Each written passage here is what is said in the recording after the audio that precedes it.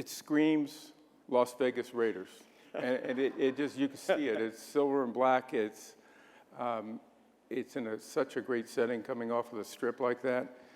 And it's really the Raiders' true home now. And that's, it makes that statement just by looking at it. And I think once you go inside the stadium, you see all the technology and the way that they put the stadium together from a fan perspective without really missing a beat. And then they have their own, I think, signature items.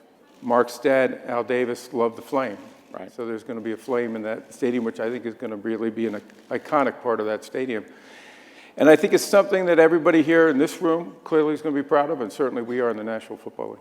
What do you expect from a draft to take place in Las Vegas? I think it's going to be incredible excitement. Every year we started moving the draft out of New York and moving it from city to city. And every year the events got bigger and bigger. Last year we had 200,000 people per day at the draft. So 600,000 people attended and nearly 50 million people watched. So to think about that for the draft, when I first started at the NFL, we were in a ballroom about this size. And it was an event, but it was usually reported in the paper the next day. And so I think this is going to be, where it becomes successful is when communities take it and make it theirs. So this should be about Vegas. This should be about showing off this city, this great city, the iconic features of this city, the people of this city, and I think that is what's going to make it truly spectacular. The draft alone, when we started 5 years ago, I think was in the $80 million of economic impact. Last year in Nashville was $224 million. I believe Las Vegas is going to blow that away.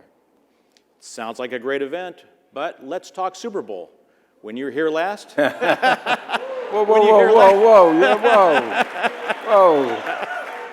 You said Las Vegas. We got to get to the draft first. Can you walk through the process now? It's different now, I guess, that would take for Las Vegas to become a Super Bowl host city. Well, Bill, the first thing you got to do is get to the draft.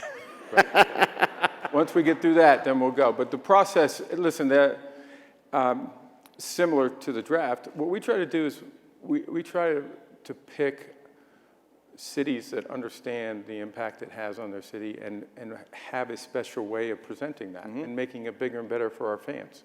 Because fans come from all over the world for both the draft and the Super Bowl. So this city knows how to put on big events. Right. There's no question about that. You have the infrastructure, and that's why I think you're Super Bowl ready.